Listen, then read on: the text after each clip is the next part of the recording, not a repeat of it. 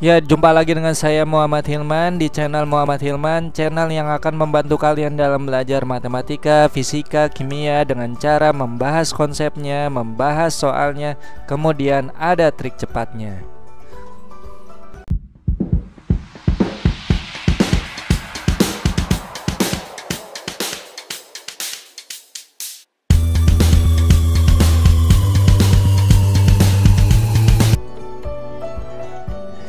Di video kali ini saya coba akan membahas bagaimana menentukan suatu percepatan linier ya yang terjadi pada benda yang digantungkan dengan sebuah tali pada katrol ya gitu.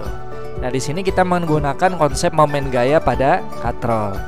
Oke, seperti biasa di video kali ini nanti di akhir-akhir itu ada trik cepatnya ya. Trik cepat mengerjakan soal ini ya. Oke, jangan di skip videonya, tonton dari awal sampai akhir supaya kalian paham trik cepatnya seperti apa. Sebelum saya bahas soal ini, silakan kalian subscribe kemudian aktifkan notifikasi loncengnya sebagai bentuk dukungan kalian terhadap channel ini agar channel ini terus berkembang dan terus membahas soal matematika, fisika, kimia dengan trik cepatnya.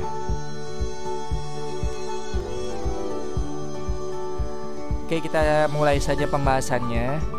Nah, di sini ada yang namanya gerak ya. Gerak yang terjadi pada katrol ini namanya gerak rotasi. Nah, gerak rotasi, dalam gerak rotasi pasti ada yang namanya momen gaya ya. Apa sih momen gaya? Nah, coba ya kita lihat katrolnya dulu seperti apa. Katrolnya begini. Nah, kemudian sini ada titik pusat katrolnya. Kemudian di sini ada jari-jari katrol gitu ya, jari katrol.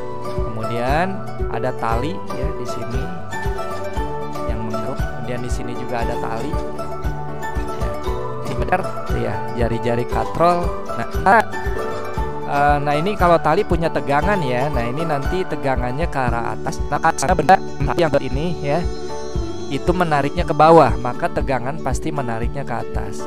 Nah, sedangkan ini untuk benda 2 gitu ya. Benda 2 ini bergeraknya ke kiri gitu ya. Maka ada yang namanya tegangan yang ke arah kanan ya, ke arah kanan. Ya, ke arah kanan. Nah, ini adalah tegangan kedua. Tegangan kedua, kemudian yang ini adalah tegangan pertama gitu ya. Nah, antara tegangan dengan jari-jari katrol ini membentuk sudut 90 derajat atau tegak lurus. Nah, itulah yang namanya momen gaya. Apa sih momen gaya? Hasil kali gaya dengan jarak antara titik gaya terhadap pusat putaran. Nah, di sini pusat putarannya adalah pusat katrolnya ya, yang tengah ini ya, pusat katrolnya. Nah, jadi nanti ini T kali R gitu ya. T kali R adalah momen gayanya ya. Nah, di sini ada rumus momen gaya sigma. Nah, ini jumlah momen gaya itu sama dengan I dikali alfa I-nya adalah momen inersia katrol gitu ya. Nah, di sini momen inersianya IPM-nya sudah ada ya, 0,5 kg kali meter kuadrat gitu ya. Nah, di sini kalau kita lihat katrolnya, nah katrolnya, nah pada saat T2 menarik ke kanan, maka katrolnya bergeraknya searah jarum jam. Dan kalau satu bergeraknya berlawanan jarum jam ya, ke arah sini nih. Ya, berlawanan. Sigma torsinya, nah ini adalah sigma torsi ya. Sigma momen gayanya itu yang satu positif, yang satu negatif pasti. Nah, kita tetapkan saja ya. Kalau berlawanan positif searah negatif ya, berarti ini akan menjadi yang berlawanan positif, artinya T1 kali R positif, T2 nya negatif ya, berarti negatif T2 kali R. Jadi T kali R adalah momen gayanya. I maksudnya di sini adalah IPM-nya ya. Kemudian karena yang di sini yang ditanya adalah percepatan linier, percepatan linier itu A ya, lambangnya. A itu dirumuskan dengan percepatan sudut itu dirumuskan dengan A per R gitu ya. Nah, maka di sini percepatan sudut diganti jadi A per. Nah, ya. Nah, ini nanti T1 dikurang T2 dikali R gitu ya. Jadi R-nya dikeluarkan. Ini akan menjadi IPM ya, A per R gitu ya. Nah, nanti ini R-nya pindah aja ke sini. Jadi R-nya pindah ke sini, kali pindah jadi bagi gitu ya. Kalau dibagi pasti adanya di bawah nantinya. Ini akan menjadi T1 kurang T2 sama dengan IPM gitu ya, kali A per 1. Nah, ini kalau pindah kan jadi 1 per R ya. 1 per R dikali A per R akan jadi A per R kuadrat gitu ya. Jadi ini tulis aja di sini R-nya R kuadrat gitu ya. Nah, dapatlah rumus ini di gerak rotasinya ya. Jadi gerak rotasi terjadi pada katrol ya.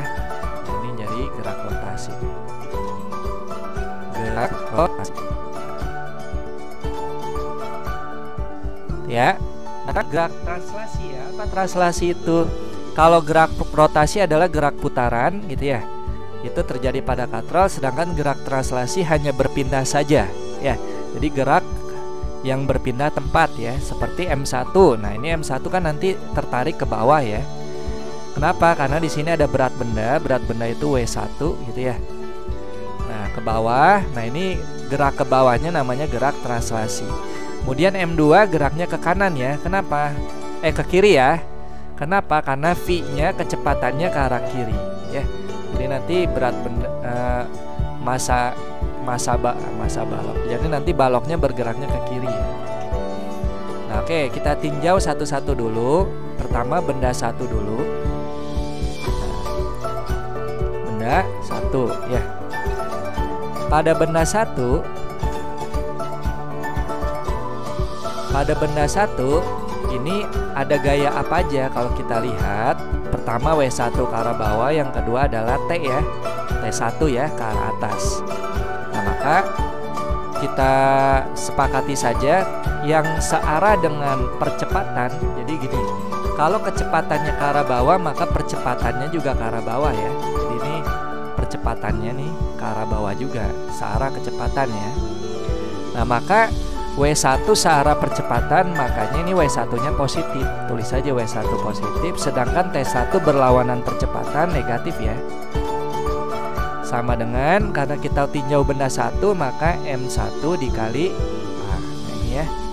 Nah, ini digunakan hukum Newton 2 ya. Hukum Newton 2 kan begini.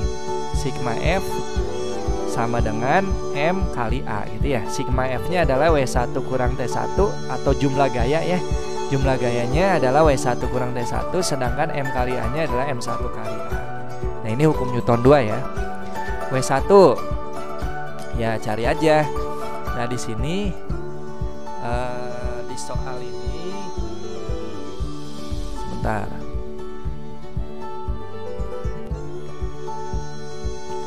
Nah, di soal ini massa satunya adalah 3 kg gitu ya. Massa 2-nya adalah 2 kg ya. Nah, karena massa 1 lebih besar dari massa 2, pasti bendanya bergerak ke arah benda 1 gitu ya. Benda 1 kan ke arah bawah, maka bendanya bergerak ke arah bawah. Makanya M2 ke arah kiri ya. Karena mengikuti gerak benda 1 ya. Oke, W1 gimana caranya menghitungnya? M1 kali G. Jadi W1 massa kali gravitasi ya. Nah, massanya adalah 3 dikali percepatan gravitasi biasanya 10 ya. Atau kalau tidak ditulis dianggapnya 9,8. Kita anggap 10 aja. 30 Newton. Tulis 30 min T1. Ya, T1-nya nanti dicari berapa ya. Kemudian M1-nya adalah 3 kali apa A. Nah, T1-nya ini pindahin aja ke sini. 30 positif 3A pindah ke sini. Ini negatif 3A sama dengan T1. Nah, ini dapat T1-nya jadi persamaan pertama. Sedangkan benda 2, nah, benda 2. Ya. Nah, benda 2 kalau kita lihat pada benda 2 itu hanya bekerja T2 ya T2. Hanya bekerja T2 di sini. Nah, T2 berarti sigma F-nya adalah T2 ya, sigma F T2. Jadi ini tulis aja deh dulu ya, sigma F sama dengan apa? M kali A. Nah, jadi sigma F-nya adalah T2 sama dengan M. M-nya adalah M2 ya, massa 2. Massa 22 dikali A. Nah, ini dapat persamaan yang kedua. Nah, benda 1 dan benda 2 ya, ini mengalami gerak translasi. Rumusnya begini ya, gerak translasi. Jadi pergeseran, dia hanya berpindah tempat geraknya. Nah, dari persamaan 1 dan 2, karena kita ingin mencari percepatan ya, gunakan aja rumus yang gerak rotasi tadi ya. Jadi satukan dengan rumus gerak rotasi tadi. Nah, kita coba. Nah, yang ini ya kan rumusnya gini ya, T1 kurang T2 sama dengan IPF ya, kali A per R kuadrat ya. Udah masukkan T1 dan T2-nya ya. T1 nya adalah 30 dikurang 2A 30 kurang 3A ya. T2 nya adalah 2A ya, 2A. IPM nya 0,5 A per R kuadrat. Nah, R nya kan 20 cm ya. Nah, ini dalam satuan meter harusnya. Jadi R nya adalah 20 cm. Ini dirubah ke dalam meter jadi 0,2 meter, atau boleh tulis 2 kali sepangkat min 1 meter ya. Nah, ini dikuadratkan katanya ya. Nah, 2 kali 10 pangkat negatif gitu ya. Nah, ini 30 dikurangi min 3A min 2A jadi min 5A ya. 0,5A 0,5A dibawahnya 2 pangkat 2 4 kali 10 pangkat min 1 dipangkatkan 2, pangkatnya dikali min 1 kali 2 min 2 ya, 10 pangkat min 2.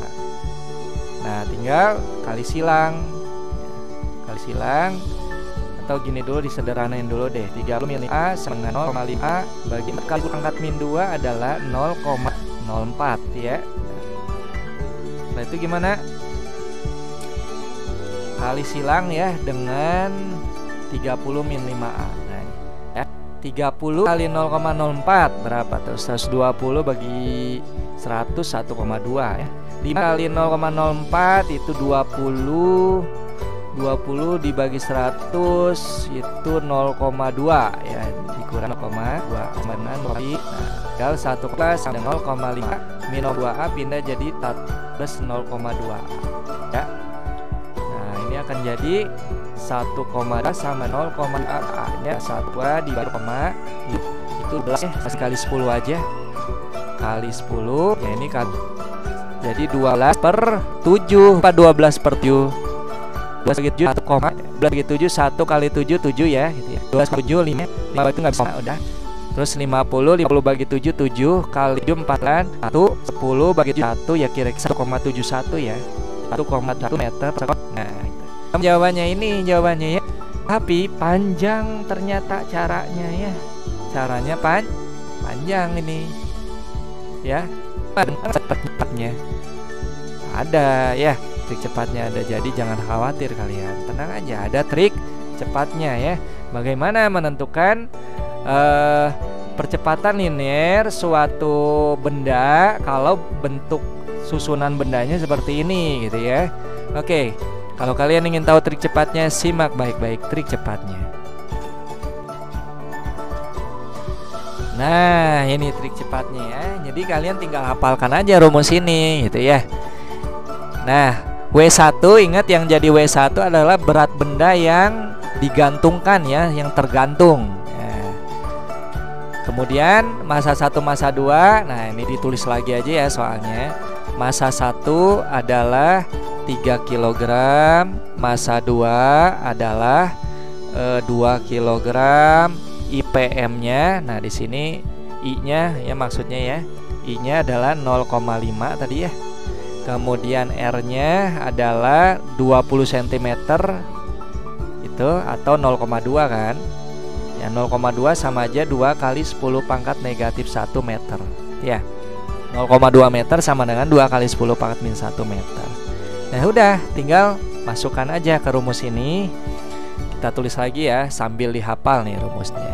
Jadi rumusnya adalah A percepatan W1 dikali R kuadrat gitu ya, dibagi dengan M1 ditambah M2 kali R kuadrat ditambah I, momen inersia katrol gitu ya. Oke, W1. Nah, tadi kan W1-nya bisa dicari pakai rumus M1 kali G gitu ya. Jadi 3 dikali 10. Jadi berapa? 30 Newton gitu ya. Masukin 30 dikali R-nya adalah 2 kali 10 pangkat negatif 1 dipangkatkan 2 dibagi M1 tambah M2-nya 3 ditambah 2 kali 2 kali 10 pangkat min 1 ya. Kuadrat nah, ditambah 0,5